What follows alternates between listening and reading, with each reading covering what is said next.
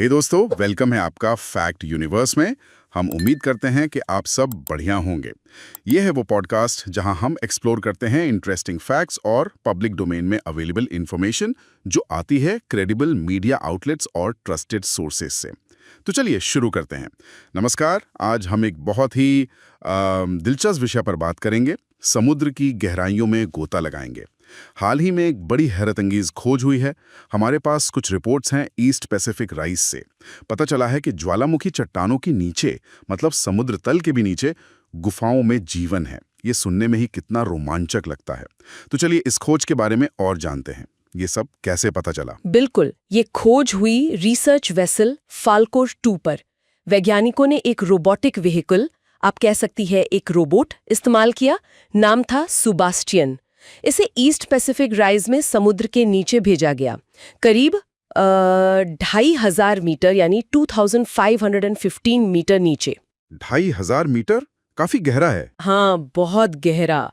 और उनका मकसद था हाइड्रोथर्मल वेंट्स के नीचे झांकना। ये वेंट्स गर्म पानी के फव्वारे जैसे होते हैं समुद्र तल पर। वहाँ खास किस्म का जीवन होता है, ये तो हमें पता था, पर अब तक हम सब कुछ सतह पर ही देख रहे थे। तो सुबास्टियन के रोबोटिक हाथों ने क्या किया? ज्वालामुखी चट्टान को हटाया। अच्छा, चट्टान को हटाया। हाँ, और उसके नीचे मिली गर्म गुफाएं, पानी से भरी हुई, छिपी हुई। तापमान था करीब 25 डिग्री सेल्सियस। और मजे की बात यह है कि ये गुफाएं दशकों से अनदेखी थीं। जानी पहचानी वेंट साइट्स के पास ही थीं, पर किसी को अंदाजा नहीं था। असल में वो सिर्फ गुफाएं नहीं, एक पूरा गुफाओं का नेटवर्क, एक तंत्र मिला नीचे। गुफाएं? मतलब अंधेरी गर्म गुफाएं। और क्या वहां जीवन था? ये तो बिल्कुल साइंस फिक्शन जैसा लग रहा है। हाँ, और यही तो इस खोज की सबसे असाधारण बात है। वहां बड़े बड़े ट्यूब वर्म्स मिले, रिफ्ट या पाकीपटेला कहते हैं इन्हें। साथ में छोटे कीड़े, घोंघे और वो ब्रिस्टल वर्म जैसे जीव भी। और सबसे अहम, कीमोसिंथेटिक जीव। कीमोसिंथेटिक मतलब वो जो? हाँ, मतलब वो जीव जो सूरज की रोशनी के बजाय केमिकल से, रसायनों से अपनी एनर्जी बनाते हैं। पहले यही माना जाता था कि ये सारे जीव सिर्फ समुद्र तल की सतह पर ही रहते हैं, ऊपर।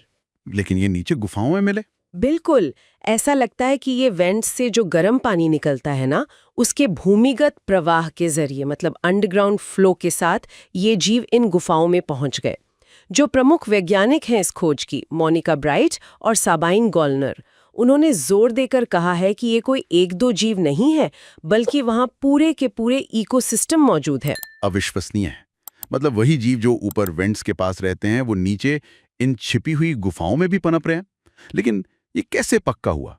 मेरा मतलब है, कैसे पता चला कि वो वहां बाकायदा रह रहे थे, सिर्फ पानी के साथ बहकर नहीं पहुंच गए थे? ये बहुत जरूरी सवाल था। तो इसकी पुष्टि करने के लिए साइंटिस्ट्स ने क्या किया? उन्होंने समुद्र तल पर जो दरारें थीं, जहां से पानी रिस रहा था, उनके ऊपर जाली वाले बक्से रख दिए। Mash boxes? अच्छा, बॉक्सेस रख दिए। हाँ, और कुछ टाइम बाद देखा तो उन बक्सों में नए जीव आ गए थे जो नीचे से ऊपर आए थे।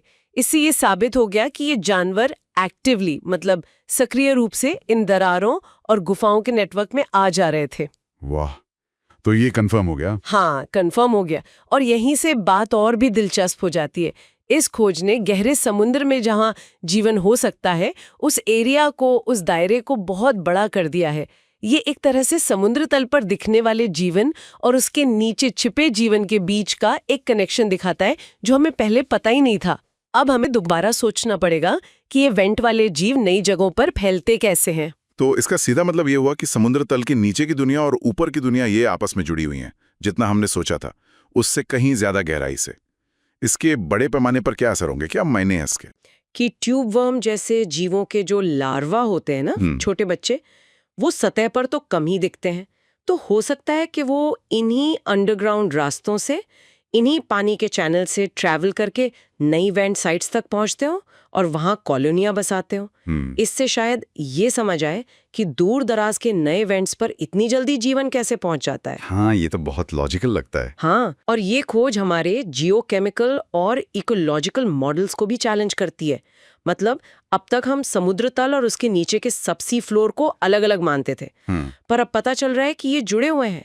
इससे वेंट के आसपास कार्बन, सल्फर और धातुओं का जो साइकिल चलता है, उसकी हमारी समझ बदल सकती है। अच्छा। संक्षेप में कहें तो हाइड्रोथर्मल इकोसिस्टम का मतलब अब सिर्फ वो सतह पर दिखने वाली चिमनियां नहीं है।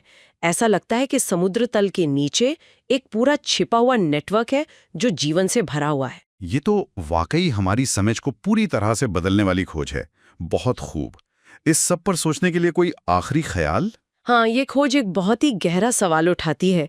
अगर जीवन समुद्र तल के मीलों नीचे इन अंधेरी, गर्म, छिपी हुई गुफाओं में पनप सकता है, तो फिर पृथ्वी पर ही या शायद दूसरे ग्रहों पर भी, जहां सतह के नीचे पानी होने की उम्मीद है, जैसे बृहस्पति का चांद यूरोपा या शनि का चांद एनसेलेडस, और कौन-कौन सी ऐसी अनदेखी, अनसोची जगहें हो सकती हैं जहां ऐसे छिपे हुए इकोसिस्टम मौजूद हों जिनकी हमें अभी कोई कल्पना भी नहीं है।